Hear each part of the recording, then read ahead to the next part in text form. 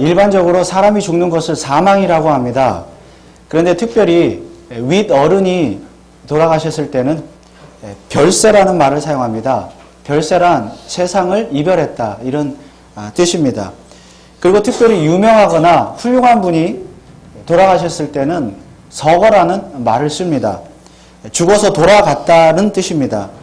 그런데 특별히 종교인들의 죽음을 표현하는 말은 따로 있는데 천주교에서 대죄가 없이 죽은 자를 성인들을 선종했다 이렇게 표현을 하고 불교에서는 승려들의 죽음을 뭐라 그러죠? 열반했다 이렇게 표현을 하고 있습니다. 그렇다면 우리가 우리의 주님으로 믿고 고백하는 따르는 우리 예수님의 죽음은 무엇이라고 표현을 하면 좋겠습니까? 예수님은 위대하고 훌륭하신 분이시니까 죽음을 서거라고 해야 맞습니까? 아니면 다른 종교들처럼 선종이나 열반이라고 표현을 해야 맞습니까? 아니면 그냥 사망입니까? 그런데 성경은 예수님의 죽음을 별세라고 표현을 하고 있습니다. 오늘 31절 말씀해 보면 영광 중에 나타나서 장차 예수께서 예루살렘에서 별세하실 것을 말씀하세요. 그렇다면 예수님은 윗어른이라서 성경은 예수님의 죽음을 별세라고 표현을 하고 있습니까? 누가복음은 총 24장으로 되어 있는데 그 중에서 9장은 오늘 함께 읽은 9장은 누가복음에서 분기점이 되는 장입니다. 그 이유는 9장 20절 때문입니다. 9장 20절에 보면 예수님이 이렇게 질문을 합니다. 제자들에게 예수께서 이르시되 너희는 나를 누구라 하느냐? 베드로가 대답하여 가로되 하나님의 그리스도니시이다. 자, 이게 9장 20절 말씀인데요. 이 말씀은 누가복음은 1장부터 9장 19절까지는 바로 예수님이 누구시냐 하는 것에 대한 답을 주고 있다는 말씀입니다.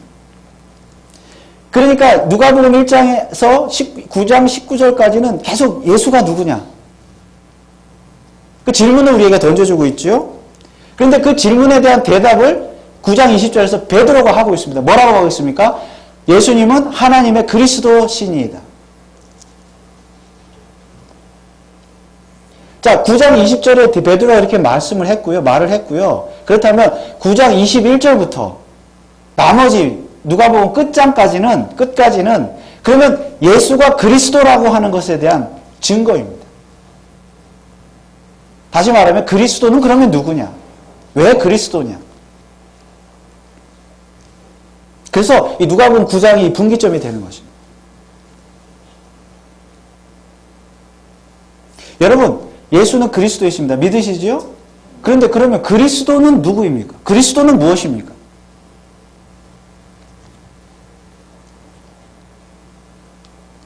예수님께서 베드로의 대답을 들으신 후에 바로 이어서 이렇게 말씀을 하셨습니다. 9장 22절에 보면 가라사대 인자가 많은 고난을 받고 장로들과 대제사장들과 서기관들에게 버림받아 죽임을 당하고 제3일에 살아나야 하리라 하시고. 무슨 말입니까? 죽임을 당할 것이다. 쉽게 말하면 죽는다는 겁니다.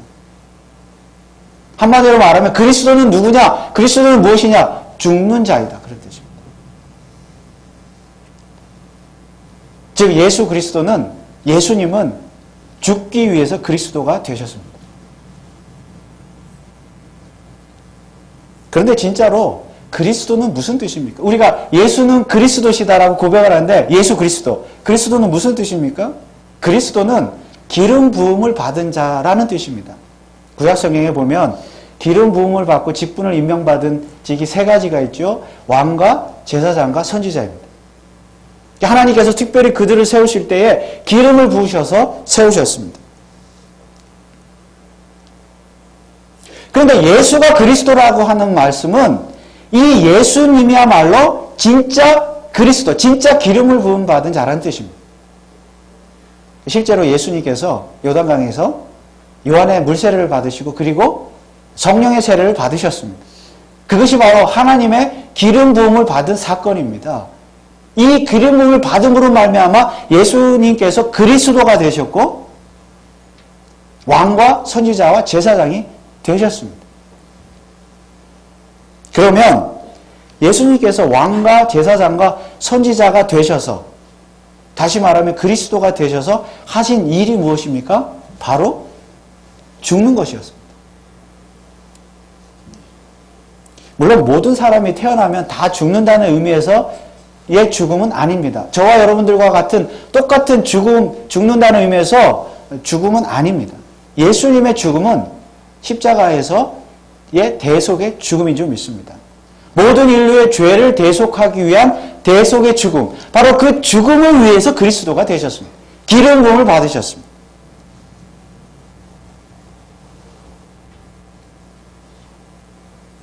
예수님께서 하나님의 특별한 기름 부음을 받아 그리스도가 되신 이유는 바로 대속의 죽음 때문입니다.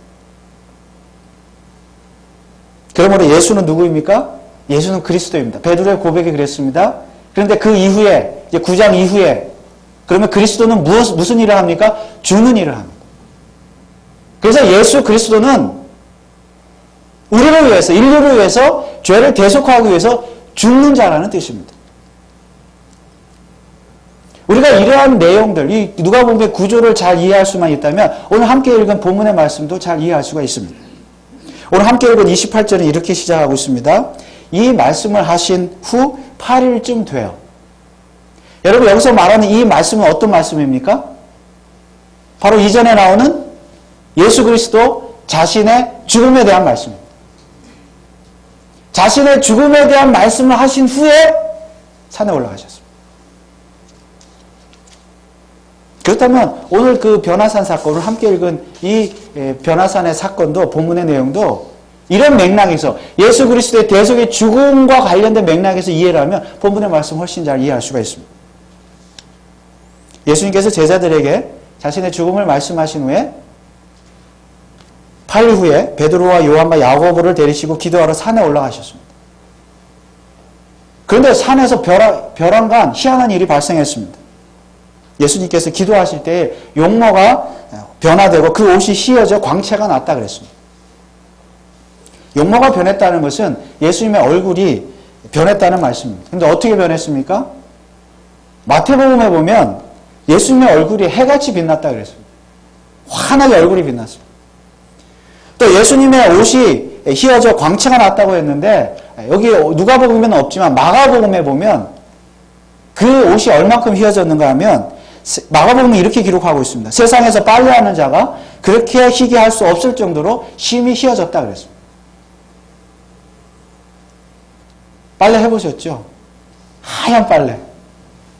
세상에 빨래하는 자가 그렇게 희게 할 수 없을 정도로 하얗게 되었다 그랬습니다. 옷이.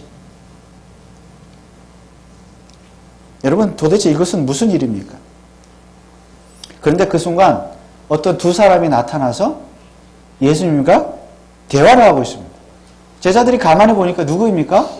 모세와 엘리야였습니다. 예수님과 함께 산에 간 제자들은 졸다가 아마도 어떤 환상을 본 것 같습니다.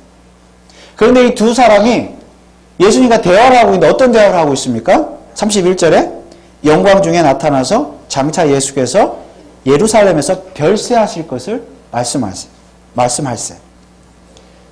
대화의 주제는 곧 예수 그리스도의 죽음이었습니다. 그런데 예수님의 죽음을 말한 사람은 예수님 자신이 아니라 바로 모세와 엘리야였습니다. 여러분, 이 변화산 사건이 오늘 우리에게 주는 교훈은 무엇입니까? 두 가지로 살펴볼 수 있는데, 첫째는 그리스도의 죽음은 하나님의 뜻이라는 것입니다. 그런데 그 뜻은 하나님께서 어느 날 갑자기 벼랑과 내가 아들을 독생자를 세상에 보내서 죽게 해야 되겠다, 그렇게 정하신 것이 아니라 구약시대 때부터 마음속으로 정하셨던 뜻이라는 말씀입니다. 물론 더 정확하게 말하면 예수님은 만세 전부터, 세상을 창조하시기 전부터 당신의 독생자의 죽음을 계획하셨습니다. 그리고 그 계획을 아담으로부터 시작된 구약의 역사 속에서 수많은 사람들에게, 구약 사람들에게 알려주셨습니다. 우리가 그것을 어떻게 알 수 있습니까? 모세와 엘리야가 나타나서 그렇게 지금 말을 하고 있으니까 알 수가 있습니다. 여러분, 모세와 엘리야는 누구입니까? 구약의 율법과 선지자를 대표하는 사람들입니다. 그래서 지금 모세와 엘리야가 나타난 것은요, 구약을 대표해서 나타난 것이에요. 구약 백성들의 대표자입니다. 그런데 구약 대표자들이 나타나서 한 말이 뭐예요? 예수님의 뭘 말했다고요? 별세를 말씀하세요. 예수님의 죽음을 이야기했습니다. 그런데 왜 굳이 모세와 엘리야가 나타나서 예수님의 죽음을 말해야 했습니까? 구약 성경의 주제가, 여러분 창세기부터 말라기서 구약 성경의 주제가 뭐라는 거예요? 바로 예수 그리스도의 죽음이라는 것입니다. 이것이 바로 구약과 신약의 관계입니다. 여러분, 구약은 약속이고 신약은 성취입니다. 구약은 예수 그리스도의 무엇에 대한 약속입니까? 성육신에 대한 약속일 뿐만이 아니라 예수 그리스도의 죽음에 대한 약속이요, 신약은 그것에 대한 성취인 줄 믿습니다. 약속하신 그대로, 하나님께서 약속하신 그대로, 구약 성경에 약속하신 그대로 예수님께서 이 세상에 인간으로 오셨고 십자가에서 죽으셨습니다. 그런데 예수님은 이 세상에 왜 오셨다고요? 죽기 위해 오셨습니다. 그러므로 예수님께서 죽는 것이 하나님의 본래 뜻이었습니다. 그러면 예수님은 왜 꼭 죽으셔야만 했습니까? 예수님의 죽음을 통해서만이 모든 인류의 죄가 구속함을 받을 수 있다고 그렇게 정하신 것이 원래 하나님의 뜻이었기 때문인 줄 믿으시기 바랍니다. 어떤 사람들은 이렇게 말합니다. 구약시대는 인간들이 율법을 주셨잖아요. 하나님이 십계명을 비롯해. 구약시대는 그 율법을 지킴으로 구원을 얻는 시대였다. 그런데 구약시대 백성들이 율법을 지키는 일에 실패하게 되자 하나님께서 아이고 이 율법이 아니구나. 이래서는 사람을 구원할 수 없구나. 그래서 안 되겠다. 차선책으로 독생자 아들 예수 그리스도를 보내셔서 그를 통해서 인간이 구원함을 얻을 수 있도록 하셨다라고 말하는 사람들이 있습니다. 여러분 그렇습니까? 쉽게 말하면 구약시대의 하나님의 구원계획과 신약시대의 구원계획이 다르다는 것입니다. 구약시대의 인간 구원에 실패하신 하나님이 어쩔 수 없이 차선책으로 신약시대를 여셨다는 거예요. 계획이 바뀌었다는 것입니다. 그런데 여러분, 우리는 웨스트민스터 신앙 고백서를 통해서 하나님의 영원한 작정에 대해서 공부를 했습니다. 하나님의 작정이란 영원 전에 이루어진 작정이라고 그랬지요. 그리고 그 작정은 영원하고 불변하다 그랬습니다. 그렇다면 인간의 구원에 대한, 구원의 방법에 대한 하나님의 뜻, 하나님의 계획, 하나님의 작정도 영원하고 불변한 줄 믿습니다. 구약시대 다르고 신약시대 다른 거 아니에요. 하나님의 구원의 방법은 구약시대나 신약시대나 동일한 무엇입니까? 예수 그리스도의 죽음입니다. 오직 예수 그리스도의 십자가의 죽음을 통해서만 온 인류는 구속함을 받을 것이다. 이게 영원전 하나님의 작정이었습니다. 구약시대도 신약시대. 오늘날 다른 종교에도 구원이 있다. 다른 종교의 어떤 신들을 믿어도 구원을 얻는, 알라를 믿거나 부처를 믿거나 모하멧을 믿거나 어떤 신을 믿어도 구원을 받을 수 있다고 말하는 사람들이 있는데 하나님은 그렇게 구원을 작정하신 적도 없고 계획하신 적도 없습니다. 구약시대나 신약시대나 오늘날이나 오직 예수 그리스도의 죽음을 통해서만 인간을 구원하시는 것이 하나님의 뜻인 줄 믿으시기 바랍니다. 그러므로 구약시대 인간이나 신약시대 인간이나 2000년 전의 인간이나 오늘날 21세기를 살아가는 첨단 문명 2기 시대를 살아가는 인간, 모든 인간은 죄로부터 구속함을 받을 수 있는 유일한 길은 오직 예수 그리스도의 죽음밖에 없음을 믿습니다. 자, 오늘 이 변화산 사건이 바로 그것을 증명하고 있습니다. 어떻게 증명하고 있습니까? 구약의 대표자인 모세와 엘리야가 나타나서 예수 그리스도의 죽음을 컨펌하고 있습니다. 이것이 하나님의 약속이요, 하나님의 작정이요, 하나님의 뜻이다. 변화산 사건의 두 번째 의미는 예수 그리스도의 부활과 재림과 관련이 있습니다. 예수님의 얼굴이 변화되고 옷이 휘어졌다는 것은 예수 그리스도의 부활의 영광을 미리 보여주는 것입니다.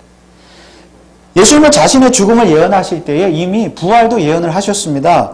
다시 9장 22절을 보면 가라사대 인자가 많은 고난을 받고 장로들과 대제사장들과 서기관들에게 버림받아 죽임을 당하고 제3일에 살아나야 하리라 하시고 제3일에 살아나야 하리라 하시고 이처럼 죽음과 부활은 서로 연결되어져 있습니다. 또한 예수님은 자신의 죽음과 부활을 예언하실 때에 재림까지도 예언을 하셨습니다. 자, 9장 26절 말씀을 보면 예수님이 이렇게 말씀하셨습니다. 누구든지 나와 내 말을 부끄러워하면 인자도 자기와 아버지와 거룩한 천사들의 영광으로 올 때에 그 사람을 부끄러워하리라. 영광으로 올 때. 예수님 다시 오시겠다는 것이죠.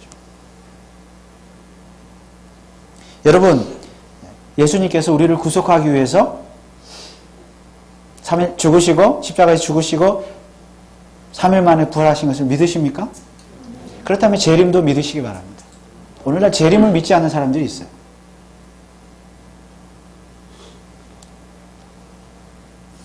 예수님의 죽음과 부활과 승천과 재림은 이처럼 하나님의 영원전 작전 가운데 이루어진 한 덩어리의 사건입니다. 자, 이러한 변화산 사건의 두 가지 의미는 결국 무엇입니까? 예수님의 질문. 너희는 나를 누구라 생각하느냐? 즉, 누가복음이 우리에게 가르쳐주는 질문입니다. 던져주는 질문입니다. 예수는 누구인가? 바로 이 변화산 사건은 예수는 누구인가라는 질문을 우리에게 던져주고 있으며 그에 대한 답을 주고 있는 것입니다. 여러분, 예수는 누구입니까? 바로 인류의 죄를 구속하기 위해서 십자가에 죽으셔야 할 그리스도이십니다. 물론 이전에 베드로는 예수님을 향하여 하나님의 그리스도라고 고백을 했지만은 사실 이 변화산 사건을 목격하고서도 예수님의 죽음의 의미를 진정 깨닫지는 못했습니다. 다른 제자들도 마찬가지예요. 사실 이 변화산 사건 이후에도 제자들은 예수님의 죽음의 의미를 잘 몰랐습니다. 이 변화산 사건 이후에 바로 9장 46절은 이렇게 기록을 하고 있습니다. 제자 중에서 누가 크냐 하는 변론이 일어나니.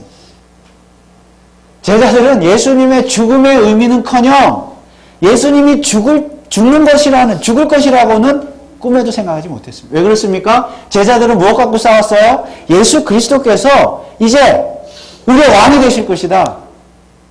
우리의 왕이 되시면 로마 제국, 그 당시에 로마 식민지였으니까 로마 제국을 무너뜨리고 우리의 나라를 독립시키고 세워서 우리 예수님 왕이 될 것이다. 그렇게 되면 예수님 왕이 되면 우리는 뭐가 돼요? 제자들이 영의정 좌의정 한 자리씩 차지할 것이다. 이렇게 생각하고 있었던 것입니다. 그러니까 누가 높으냐, 어떤 자리를 차지할 것이냐, 서로 지금 자리 다툼을 하고 있었던 것이죠. 그런데 오늘 이 변화산에서 하나님께서 나타나셔서 음성으로 이 베드로에게 뭐라고 말씀하셨습니까? 자, 35절 말씀을 다 같이 보겠습니다. 구름 속에서 소리가 나서 가로되 이는 나의 아들 곧 택함을 받은 자니 너희는 저의 말을 들으라. 이 예수는 나의 택함을 받은 자다. 무슨 말입니까? 이 예수야말로 내가 택한 기름 부음 받은 기름을 부어준 그리스도라는 거예요. 왜 내가 이 하나님이 택하고 기름 붓고 그리스도를 세웠다는 것입니까? 이 예수는 죽어야 한다. 예수는 죽기 위해서, 인류의 죄를 대속하기 위해서 죽기 위해서 내가 택한 그리스도이다. 기름 부음 받은 자이다.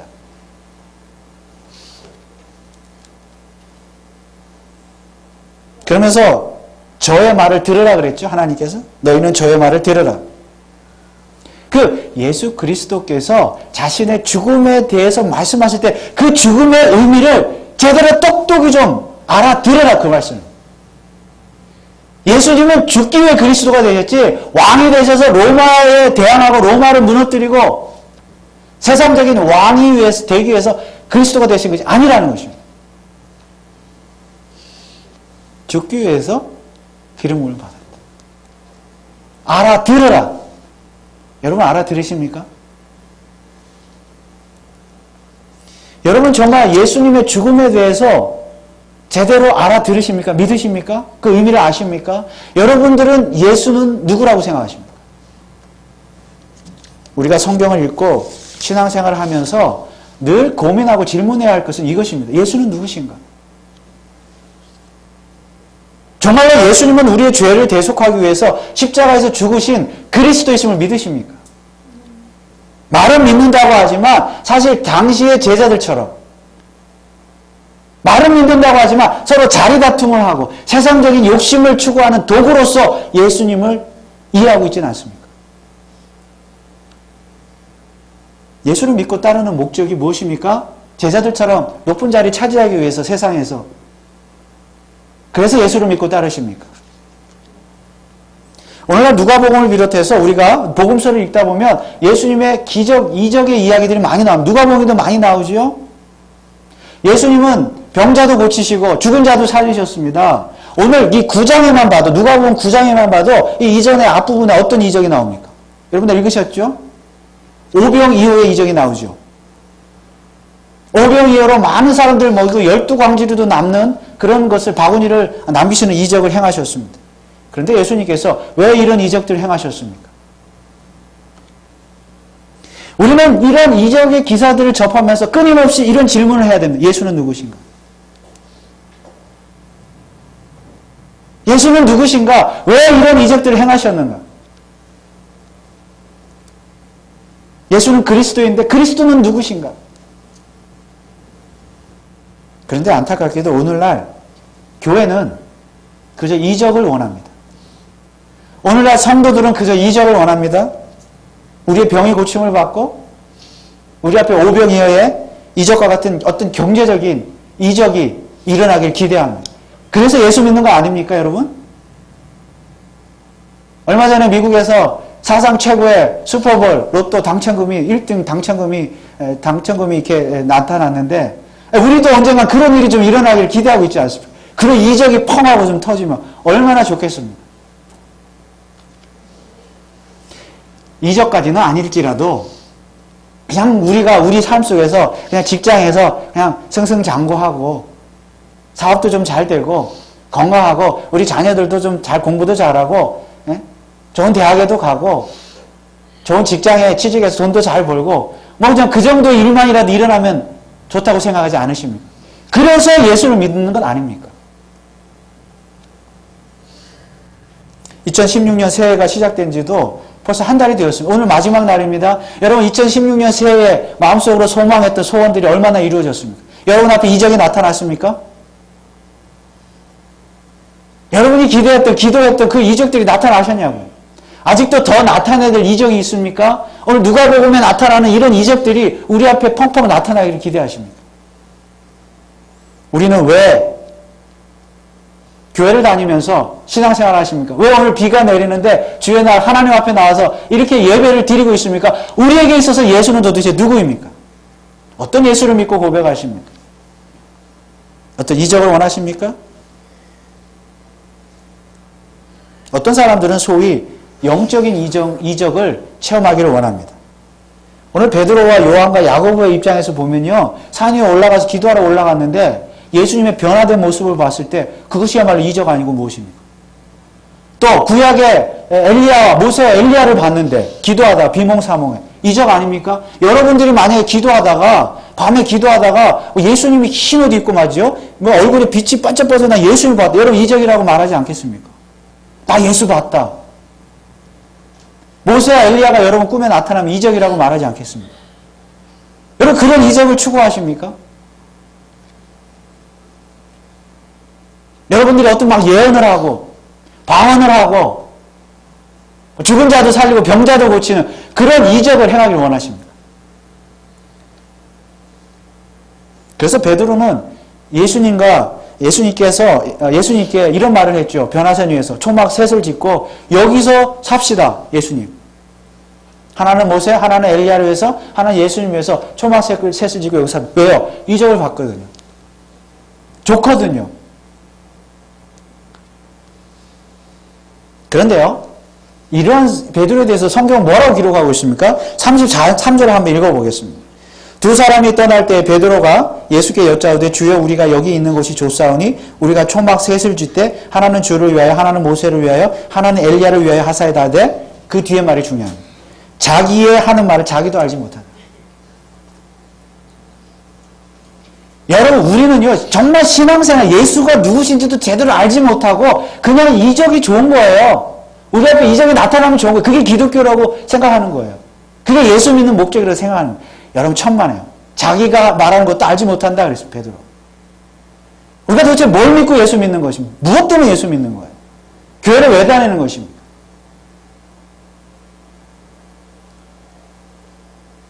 우리가 뭘 믿는지도 모르고 믿는 거예요. 어떤 영적인 이적이나 신비한 체험 자체가 우리 신앙생활의 목적이 아니라는 말씀입니다. 오병이어의 이적 같은 물질적인 축복도 우리 신앙생활의 목표가 아닙니다. 그래서 이 변화산 사건의 결론은 무엇입니까? 자, 36절에 보면 이런 말씀이 있죠? 소리가 그침에 오직 누구만 보였다고요? 예수만 보이시다. 여러분, 어떤 물질적이고 영적인 이적, 축복을 추구하는 신앙이 아니라 오직 예수만 바라보는 신앙이 되시길 주님의 이름으로 축원을 드립니다. 비록 환난과 시련과 어려움이 있다 할지라도 우리 인생에 고난이 있다 할지라도 어떤 기적적인 어떤 것이 아니라 그 고난 가운데서도 오직 주 예수 그리스도만 눈에 환히 보이게 되시기를 주님의 이름으로 축원을 드립니다. 그런데 어떤 예수님이 보여야 합니까? 우리 눈에. 어떤 예수님이 환히 보여야 돼요? 바로 죽으신 예수 그리스도. 십자가에서 죽으신 예수 그리스도. 그 예수 그리스도가 보여야 합니다. 이것이 우리 신앙생활의 출발점이 되어야 합니다. 누가는 예수님의 죽음을 별세라고 표현을 했습니다. 별세란 세상을 이별한다는 뜻이라고 그랬습니다. 그런데 원래 이 헬라어 성경, 이 별세라는 단어는요, 원래의 의미는 출발의 의미가 있습니다. 출발하다 그런 뜻입니다. 그래서 영어 성경 여러분 보시면 여기 별세라는 단어 departure라고 그렇게 번역을 했습니다. 출발의 의미가 있어요. 그러니까 예수님의 죽음은 뭐예요? 출발이에요. 어떤 출발입니까? 바로 온 인류를 죄 가운데서 구속하기 위한 그 구원의 여정의 출발이라는 말씀입니다. 예수님께서 십자가에서 죽으셔야 3일 만에 부활하시고 승천하시고 또 재림하실 것입니다. 그러므로 예수님의 죽음은 우리 인간을 저와 여러분들을 구속하기 위한 바로 출발점입니다. 그래서 별세는 출발입니다. 그렇다면 오늘 우리가 예수만 바라보고 살아야 할 텐데 예수만 바라보는 우리의 신앙생활의 출발점 역시 죽음이어야 합니다. 예수 그리스도의 별세가 나를 살렸음을 날마다 깨달아야 합니다. 그리고 예수 그리스도의 별세는 곧 나를 향한 하나님의 사랑이었음을 깨달아야 합니다. 그러면 하나님의 사랑과 나의 죄를 구속하기 위해서 구원하기 위해서 별세하신 그 예수님의 십자가의 죽음의 의미를 바로 깨닫는다면 오늘 우리도 별세할 수 있습니다. 별세의 신앙으로 살 수 있습니다. 별세가 뭐라고요? 세상과 이별하는 것입니다. 우리도 별세한다. 우리도 세상과 이별하며 살 수 있습니다. 물론 우리는 언젠가는 정말 세상과 이별하게 될 것입니다. 죽게 될 것입니다. 그러나 죽음 이후에 부활이 있게 되는 줄 믿습니다. 우리의 육체적인 죽음도 결국은 영원한 부활의 몸을 입고 영원한 하나님의 나라에서 살게 되는 우리의 죽음 그 출발점이 되는 줄 믿습니다. 그런데 우리가 이 세상에 살아있는 동안에도 늘 별세의 신앙으로 살아야 합니다. 예수님께서 제자들에게 자신의 별세를 알리시면서 이런 말씀을 하셨습니다. 9장 23절 24절에 보면 또 무리에게 이르시되 아무든지 나를 따라오려거든 자기를 부인하고 날마다 제 십자가를 지고 나를 쫓을 것이니라. 누구든지 제 목숨을 구원코자 하면 잃을 것이요 누구든지 나를 위하여 제 목숨을 잃으면 구원하리라. 무슨 말입니까? 날마다 자기 자신을 부인하라. 자기 십자가를 지고 자기를 부인하라. 뭐야? 날마다 죽어라. 날마다 별세하라 이 말씀이에요. 제자들에게.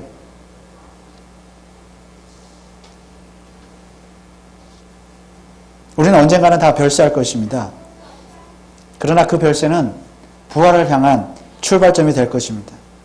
우리에게 이러한 믿음이 있다면 오늘 이 순간에도 우리는 이 세상과 별세하며 살아야 합니다. 우리의 관심은 눈에 보이는 어떤 물질적인 축복이나 오병이어와 같은 어떤 물질적인 이적이나 영적인 신비한 체험이 아닙니다. 우리의 관심은 별세에 있어야 합니다. 우리 자신을 날마다 부인하고 날마다 자기를 쳐서 복종하고 자기를 죽이는 별세의 신앙이 되어야 합니다. 그것이 별세의 주님을 바라보는, 주님만 바라보는 신앙입니다. 그러면 그 예수 그리스도의 죽음을 바라보면서 우리가 별세할 때, 세상과 이별할 때 우리는 세상의 욕심을 두지 않습니다. 제자들처럼 세상에서 높아지기 위해서 다투지 않습니다. 교회 안에도 마찬가지입니다. 우리가 별세의 신앙으로 신앙생활하면 교회 안에서 다툴 일이 없어요. 왜요? 나는 세상에 대해 죽었거든요. 이별했거든요. 별세했거든요. 그런데 교회 안에 왜 다툼들이 일어납니까? 서로 높아지자고 하는 거 아니에요. 서로 높아지려고, 제자들처럼. 하나님 말씀하시는 거예요. 저의 말을 들어라. 별세의 의미를 제대로 깨달아라.